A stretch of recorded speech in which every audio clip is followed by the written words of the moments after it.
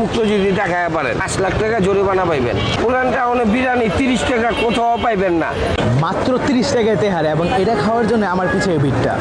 30 টাকায় বিরিয়ানি দেখে তো অনেকে কইতে পারবে মরা মুরগি, না সে কি কইবে? 30 টাকা মুরগি বিরিয়ানি আমার 30,000 টাকা দোকান ভাড়া নাই, 20,000 টাকা বাবুচির পয়সা নেই গা, আমি নিজে পাক করি নিজে বেচি, আমার কোনো লেবার কোনো খরচ নাই, ওই খরচটা আমি এখানে দিয়ে দিতেছি। সেল বেশি করি, লাভ কম, 2 টাকা 3 টাকা প্যাকেটে লাভ হয়। এটা বহুত পুরানা দোকান, এই লালবাগের ভিতরে প্রচুর পুরানা দোকান। ঠিক আছে, এটা হলো ফ্যামিলির খাবার, ফ্যামিলিতে যেভাবে পাক করে খান সেইভাবে এরা বিরিয়ানিটা আমরা পাক করি। আমরা রোডে দোকান করলে কি হইব, আমরা পরিষ্কার দিক দিয়ে সব দিক দিয়ে আপনার ভালো আছে, পরিবেশের দিক দিয়ে পাকানোর দিক দিয়ে সব দিক দিয়ে ভালো।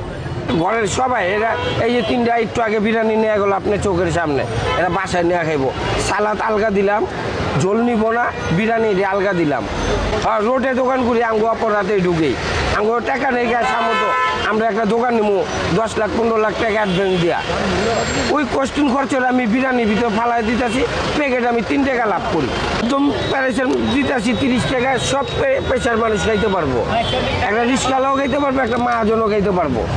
ফার্স্টে দেখায় যে 30 টাকা বিরিয়ানিতে আপনি কী কী পাচ্ছেন, এবং এখানে যদি দেখাই ফার্মের মুরগির এবং খুবই ছোট সাইজের হচ্ছে 3 পিস পাবেন, মানে 6 পিস পাবেন আর কি এই সাইজের।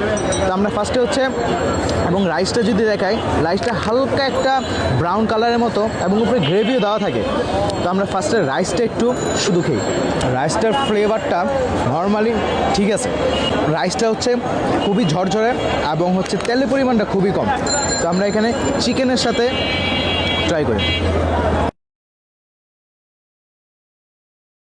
মাংসের সাথে টেস্টটা ভালো এবং হচ্ছে বেশ লাইট একটা ফ্লেভার আসতেছে, যার কারণে খেতে খুবই ভালো লাগতেছে। এবং 30 টাকা হিসেবে যে কোয়ান্টিটি, সে কোয়ান্টিটি হিসাবে যেটা খাচ্ছি অর্থিত। আপনারাও চাইলে ট্রাই করতে পারেন। আপনার লোকেশনটা হচ্ছে কক্সবাজার পোস্ট অফিসের নিচে কালু ভাইয়ের দোকানে।